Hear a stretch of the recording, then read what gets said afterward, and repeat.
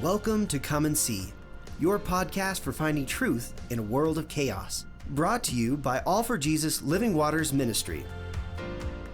With host and founder Richard Case and co-host and retreat leader Kathy Ricconi.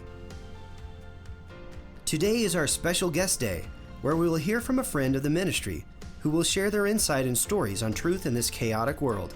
And now your host, Richard Case.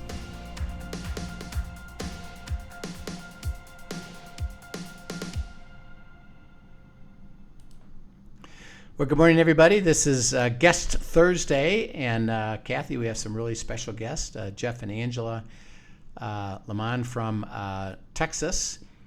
They're friends of Bob and Carrie Rockwell, who have couple of our favorite people. Helped them grow. And where exactly do you guys live? What town do you live in? We live in Allen, which is about a half an hour north of Dallas. Okay. So Allen, Bob and Carrie are from McKinney, which I think is just right up the street from them. So if anybody knows Dallas, Plano, Allen, McKinney, northeast side, I guess it would be of Dallas. And you guys are at summertime, and how's it going down there? It's hot. Yeah. It's very hot. Yes. Yeah, you've had... Very hot, but thinking about cooling down. We're starting to see some rain, which is nice. Yeah. Do you have, what do you have, like 50 some days of 100 or so? Yeah, I am hoping that we don't blow past the 1980 record year that we had 42 years ago now. But, I think this is part of just living here sometimes. We all have air conditioning. Aren't you thankful for that? It's a good, absolutely. It's a good thing. So tell us briefly, how many years you've been married and how many kids you got. Then we'll get into your story a little bit. But tell us just overview of where you guys are. Well, we celebrate our 22nd anniversary on September 2nd. Beautiful. Oh, congratulations. So thank you. And then we have been blessed with 2 kids. We have a daughter who is headed off to college tomorrow. Whoa. And where is she heading to? She is headed to Abilene Christian University. Mm-hmm. Okay. So it's a great spot for her. The student-teacher ratio is fantastic. She's going to be looking at a nutrition program with a desire to push that towards a pre-med. She has a desire to become a physician, and we'll see where that goes. Beautiful. Good for her. She'll be a freshman there this year. Is that right? Yes. My youngest daughter will be a freshman in school this year too. So. Yeah. And our grandson's going to be a freshman at Baylor, so he's. Yeah, he is. That's he's great. there already now, right? Yeah, he's joined already. Yeah. And so She was. you guys headed over tomorrow. She was offered a spot at Baylor too. Are you going to drive over tomorrow with her? And Yeah, tomorrow morning we leave with all of her stuff and maybe a little too much, but she gets to start figuring out life as an adult, which is pretty exciting. Yeah. It's a bittersweet moment for us as a family, but I can't wait to see where God takes her, what he's got in store for her. She's got a fantastic heart and a wonderful mind. She'll do extremely well. That's exciting. And that's Abilene's about a 3-4 hour drive? 3 hours, yeah. Yeah, neat. Well, that's exciting. We're going to learn more about your story. Maybe we can start with each of you, if you would, share, where you grew up and how did you come to know Christ in your life. Either one of you can start, and we'll have the other one join us. So. Okay, he's knocking me, so I will start. So I was born and raised in St. Louis, Missouri, Midwestern girl. I was raised in kind of like a Italian Catholic culture. My mom's side is very Italian, Sicilian, and I don't know how many people know how many Italians actually settled in St. Louis. So our family was no different. My dad is Irish, so a lot of Irish and Italian people intermarried when they came through Ellis Isle and all that. So I'm the product of that. And Keeps you lively. yes, I'm very lively. Was raised more in that Italian vibe because my mom's side was very, very close, and we would come. Everybody would come to our house on the weekends. But my so Italian, Catholic, really more formality. And then my parents actually got a divorce when I was about 6 years old. which I always say is kind of like, it was like a major wound in my life. Yeah. And because I was the youngest, um, and my mom, she was a devout Catholic, did everything right, marrying as a virgin and doing all the things. But then when they got divorced, the Catholic Church actually kicked her out of the church. Oh my. And it was extremely wounding to her. And as a result, was kind of, she kind of went the opposite and went kind of very new age, kind of seeking and those kind of things. So we kind of went through a lot of different kind of spiritual kind of exploration with her as a young girl. And and then I would go to like a Presbyterian church with some good friends and do like vacation Bible school. And I remember kind of giving my life to Christ around that time. Like, I guess I was like 10 to 12 years old. And I remember it feeling very impressionable, but not, life shifting. As my family would say, that Angela seems to have always known that there was a God. Like, I've always had kind of that spiritual kind of just knowing. But it wasn't until I was in my mid-20s and I went through a really bad breakup that sent me completely on my knees. And a friend of mine invited me to church at the right time.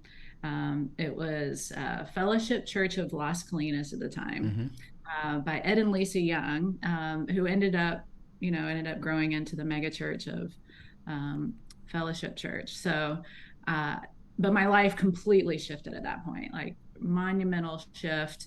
And that's really where my spiritual birth began. And I've never been the same since. And so that was kind of how it all happened for me. Great. And what were you doing when you were in your when you joined that church in your 20s? What were you doing then? Well, it was the first time that I was single for the first time, because I've always, like, I had a boyfriend since I was 15 years old. And so God was calling me to be single and really get to know him. I knew I had to do that because I was creating similar relational situations over and over again. Dating somebody that had that little fatal flaw but was good inside, and I'd always want to try to fix them and stuff. So that was kind of me. And how'd that work out?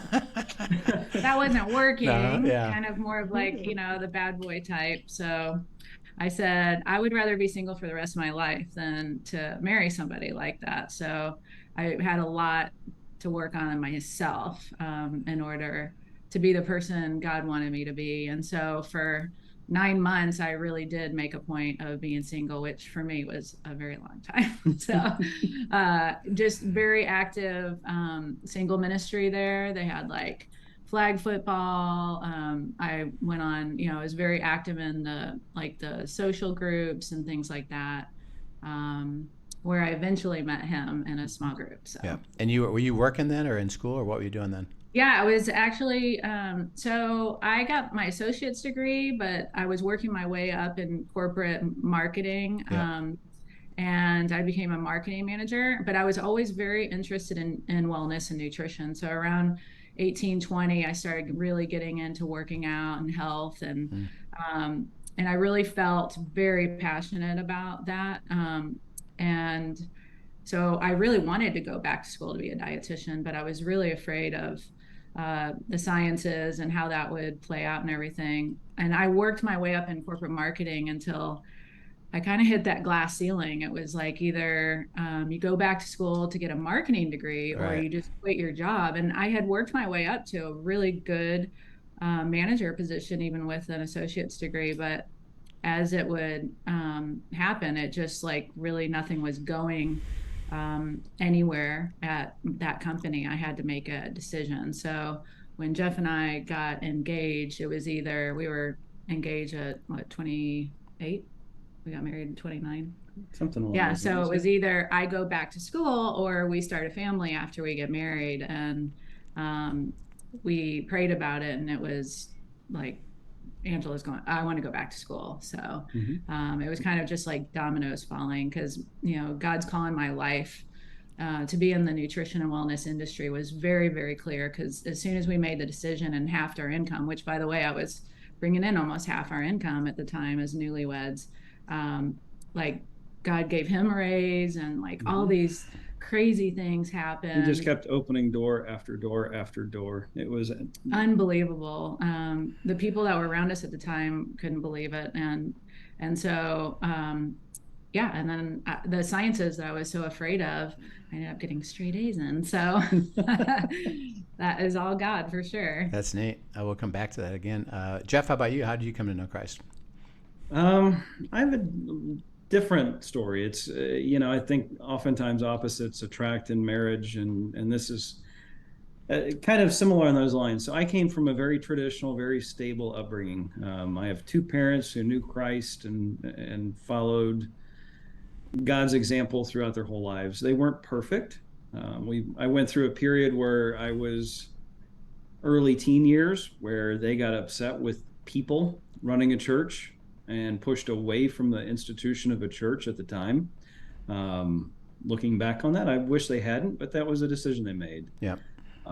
So 7 or 8, sitting in a Sunday school classroom, I gave my life over to the Lord. And where is this at? Where is this at? This was at a small church in Arlington, Texas. So I grew up here, local to the Dallas area. Yeah, that's not too far from. So Dallas, you're a real Texan, huh? I suppose. I was a bit of a military brat, so my birth certificate says Mather Air Force Base out in California, which doesn't exist anymore. But Dad went into the Air Guard to not have to go to Vietnam, and I'm very glad that he was smart enough to do that. Yeah. But it was a great, stable upbringing. Looking back, there's certainly things that weren't perfect, but I always felt loved. I always felt cared for, and came from a place of great security. So much so that I had a belief, which I still do, that I can do anything I put my mind to. And so as I hit late teens, early 20s, college years, I took that probably too literally and decided that, well, I don't really need this God guy so much because I can handle almost everything on my own. I got this, right?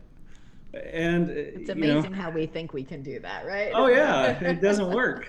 I tried, and I got to a point where I wouldn't listen, and I wouldn't listen, and I wouldn't listen, and I kept trying, and things just weren't working.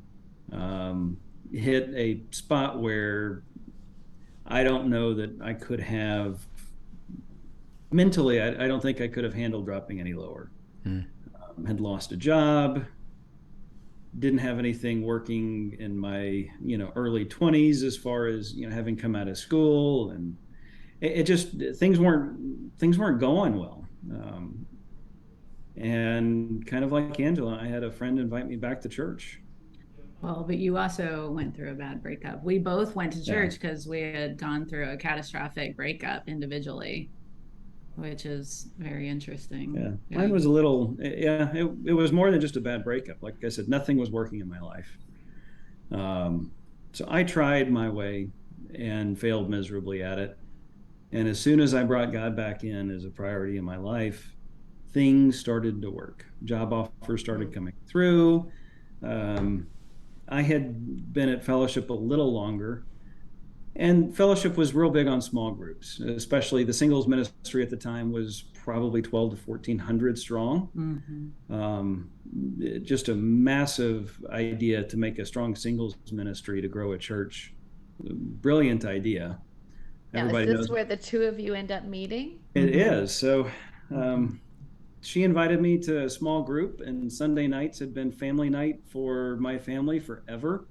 I had told everybody else no that had a Sunday evening small group until she asked. Well, back up. Wait a minute. Back up one step. How did you first meet each other? At church. So we were both part of that same singles ministry at Fellowship Church. Okay.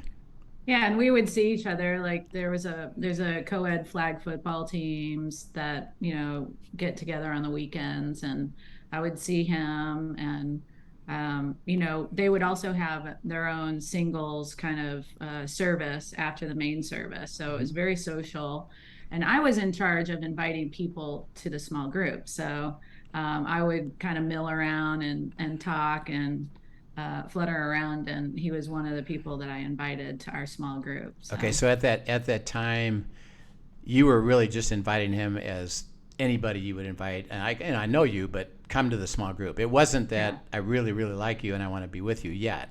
It was just come to the. It would just come. You're a body, so come to the small group. Pretty much. Okay. I couldn't say no, and I couldn't figure out why I couldn't say no.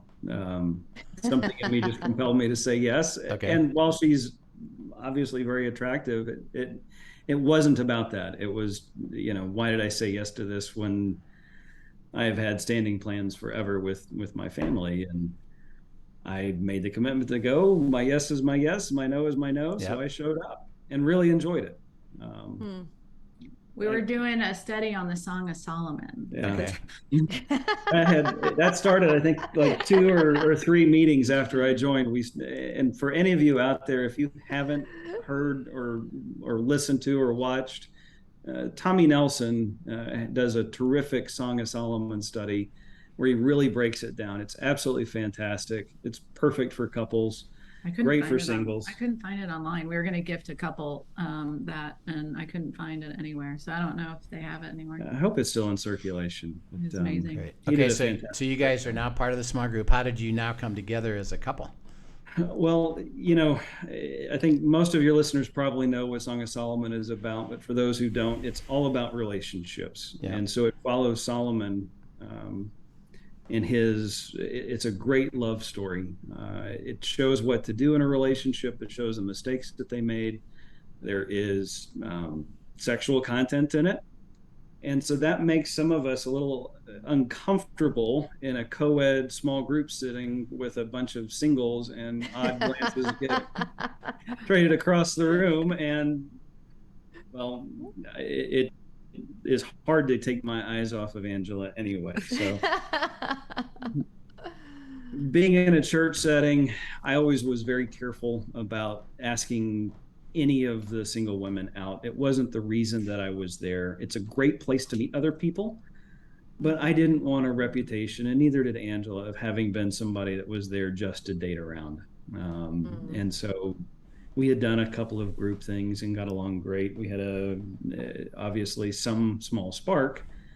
And then I invited her to go to the Byron Nelson golf tournament with me one Sunday after church, and she said yes. I said yes, even though I just gave my tickets away. Oh, you're kidding. It was really weird. I was like, why did I say yes? And so that was, and I ended up going with him and his sister. His sister's a few years younger. Okay. And we had an amazing time. I was thinking it's just totally friend zone type of situation, and we were laughing so hard. We just really like each other's personality. We really had a lot of fun, and his sister wasn't bad either. So I think that was, to me, it was like a friend situation. I don't know what he thought, but then he asked me out to dinner after that. It was a little exploration. I wasn't sure what might be possible there, but I know now. Yeah. God knew at the time what was possible. Yeah. So he just kept orchestrating. How long did you guys? I was going to say, God did a lot of orchestrating in this one. It sounds like. How long did you date before you got married? Almost 3 years. But we were engaged for about the last 6 months of that. But 3 years, 2 years. No, it was. I'd call it maybe 2.5. Okay, he's better at times than me. But it was. It was the first time that I had ever gone into a relationship and said, you know what, I've been doing everything else God's way and it's working for me. Let's do relationship God's way. Yeah. And so we were careful about what we did and what we went into. And I think it still is working that way today. And he was somebody totally unlike anybody I've ever dated. Like, it's just amazing in those 9 months how God changed like what I was attracted to.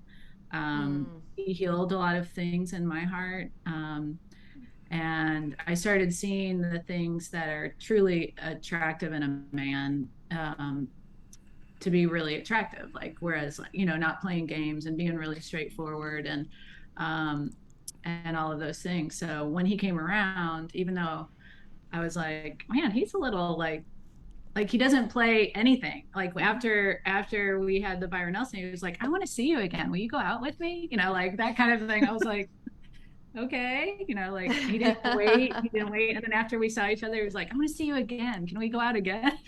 Well, we just had such a good time. It was a natural thing, and we became really great friends. So she's the best friend that I think I'll ever have on the planet. And, you know, it makes me question what God's plans are for heaven, because as wonderful as I know that's going to be, I can't imagine that it wouldn't be made all the much better to have a continued relationship with her up there. So that'll be, we'll be in continued relationship for sure. Yeah. It's gonna be spectacular. So, now you've been married and have children. Jeff, what kind of work do you do? Well, up until about 5 months ago, I did commercial real estate lending. Most recently, I was doing commercial real estate lending to car dealerships, which combines a love of cars. I've always been a car guy with work that I really enjoyed. And that is having something tangible that I can help somebody else fulfill their dreams with. So I look at real estate and real estate investing as it's a vehicle to help people, you know, accomplish a greater goal. And since there's a tangible impact to it, it gives them a location for it. It's been wholly rewarding. Angela and I had been praying for probably the last, year and a half, maybe a year. Our business that we own was taking more and more of my time, and it was starting to grow legs that needed additional management help. And so finally, having taken that decision to God independently, he was telling us the same thing. Now is my timing. Go ahead and take this step. Come into the business full time. Bring what you have learned from the corporate world, from being, looking at things as a business person, into your small business on a full-time basis. And so we let go of about half of our income again. And so it's a big step of faith. I've got a daughter who's headed off to college tomorrow. That all needs to be paid for. I've got a son who is in the process of learning to drive. And we have gotten somewhat comfortable financially that provided a sense of security. And literally pretty much overnight, God said, let's change that. Let's make you a little uncomfortable again. Let's have you step out on faith, take a risk. And there's no better time to do it than right now. So that's what we did. Yeah. Well, our next session, we want to talk a little bit more about that process. But as you're learning and basically you're receiving God's will, which obviously you've been instructed to trust me, which is interesting. Talk about your abiding process. What does that look like individually for you? How do you spend time in the Word? How do you spend time in your relationship with the vine? What does that look like for you? And then the next session, we'd like to go more in depth about your decision making and how did you come to these conclusions. So maybe you could share a little about just your abiding process, Angela, and then Jeff, you follow that. Yeah. So, I've had to do a lot of inner work, not only as a believer, but I'm getting my master's in clinical mental health counseling at Liberty University. Wow. So I'm going to be I'm a dietitian now, but I'm going to do dual role counseling and dietetics. So, they take you through your own journey, because if you're going to help people, you kind of need to do your own work, right? And so I guess what I've realized in the attachment process when I was younger, with the divorce, it really was such a monumental shift in my life that I've kind of had to continue to heal as I've grown. And so anxiety, the loss of security is always a thing that I'm dealing with. And so that's where abiding really has just really, really spoken to me. I've always been a strong personality. My mom was a strong personality. She was one of the top real estate agents in St. Louis. So I grew up, watching a strong woman, make something of herself when she was a single mom and had to do what she had to do. And I learned that if you don't do it yourself, it doesn't happen. There was a lot of like autonomy way early for me because my mom was working. And so I developed that really strong work ethic early on. And so I have to always know where my work stops and God's work has to take over. And it's a constant thing that I have to do every day. Unfortunately, I wish I could like figure it out once and then just go on autopilot. But I noticed that if I'll lose it. I'll take over really quickly because of my personality. So abiding for me is daily, just meeting God in the morning and really basking in his love, his unconditional love and acceptance of me. So I can actually exude that similar love to other people because I still see patients. I also lead a team of 16 dietitians. We are in a rapid rate of growth. I'm in grad school, starting internship, so going to start counseling people as a counseling intern.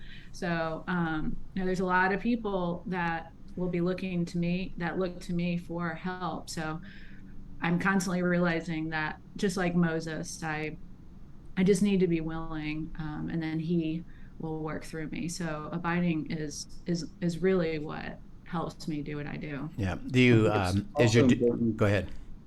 I think it's also important to know that you're planting a flag for counseling firmly in the foundation that you've built on God. And so as she's building some of the who am I, who are you counseling with type information, she is upfront that she's a believer and that her belief system comes from the anchor that God gave us in the Bible and his word that hasn't ever changed.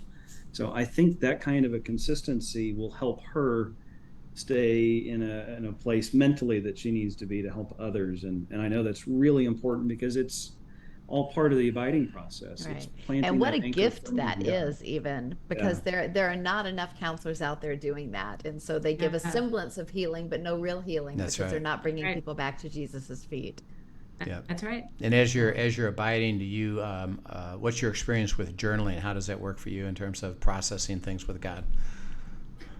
Well, I mean, he speaks when I write. It's amazing. I mean, I learned that early on when I was going through the breakup, that really bad breakup, and then brought me to church. And I was just in such a growth time in my life in those 20s. I mean, just so much of the Lord. I felt his hand on me, and I would spend those mornings literally for like sometimes an hour and a half, just like writing. And as he would write, I would write, he would literally flow through me and speak through me. So it's amazing that, just when you start like writing maybe something about a devotional that you listened to or read, and you just start kind of jotting some thoughts, and it's just almost like the pen just kind of comes alive. So journaling is such a big part of the experience of abiding. Yeah, beautiful. Jeff, how about you? What does abiding look like to you? It's a funny thing. The more time you spend with God, the more of his wisdom he shares with you. It's probably pretty obvious to most, but actually doing it is difficult. COVID was looked at as such a scourge on society when it hit a couple of years ago. For me, it was the opposite. I had anywhere in between an hour and 15-minute and a 2-hour commute, depending on how many. So in between. So you were just Dallas. Gifted a lot of time all of a sudden, huh? I was, and the ability to get up in the morning, and instead of feeling rushed through a devotional, I could sit down with it and find a nice quiet place in the house and really spend as much time as I needed just with God. Yeah. And it was great. I'd finish up and I'd put some praise music on, and the way that I approached the day started changing. It was truly amazing. It's just a matter of that consistency over and over and over again. The meetings that you start the day off with, just the joy that comes out of me wasn't my own, it was God's. And it was fantastic. The ability to be here where it's relatively quiet compared to the open office concept that I was in. It's pretty remarkable. It's easy to pray. And so as I came to decision points throughout the day, God, what do you have to say about this? It's always the best question to ask, and then just wait for an answer. Yeah. Continue to be able to do that over and over and over again is a lot of what abiding looks like for me. Yeah. I've tried things my own way. I feel highly capable, and I don't mean that in a prideful way. I mean that in a way from my own humility, is that has been my downfall, is that when I try to do things on my own, they don't work anywhere close to what God can do. And so it's a matter of abiding for me is plugging into the source of creativity, the source of wisdom, and that's what I want for my life. And so that's been the biggest change for me, is to continue to just ask God that day after day after day. And when we hit big decision points, it's a matter of, let's talk about it, let's take it to prayer, and then let's come back together and share what God has shown us. Yeah, and as you're explaining that, and we'll end our time and look forward to this next session we have with you to talk more about how that applied to this decision you're making in your life. But you said something really significant that's really profound and simple, in that, well, you just get to spend time with God. So, how fantastic is that the God of the universe cares enough about you personally to discuss, talk, dialogue, and share his heart with you, and then you get to join him. So, Kathy, there couldn't be a better way of putting it. What a privilege we have. God says, well, why don't you come spend time with me and enjoy it? Right. And that's really abiding. That's a beautiful description of abiding. So thank you guys both for sharing this time. We're going to pick it up again next section, which will be next week, to discuss about your decision making and how you approach that, particularly with this interesting thing that's up. And it'll be fun to hear about it, and then maybe come back and revisit with you later about the outcome of all that. So we're excited. So Kathy, we'll see them. We'll see you again tomorrow for End Times Friday, and then we'll see them again the following week. Right. Looking forward to it. Thanks for sharing your story, guys. Can't wait to hear more. Yep. So thanks for joining us, Thank everyone. you. Have a great day. Yep. All right. We'll see you guys soon. Thank you for joining us for today's episode of Come and See, your podcast for truth in a world of chaos. Brought to you by All for Jesus Living Waters Ministry. Send us your questions and comments, and tune in tomorrow for more answers to your personal questions about living life in God's truth. Remember, God's will is best and none better.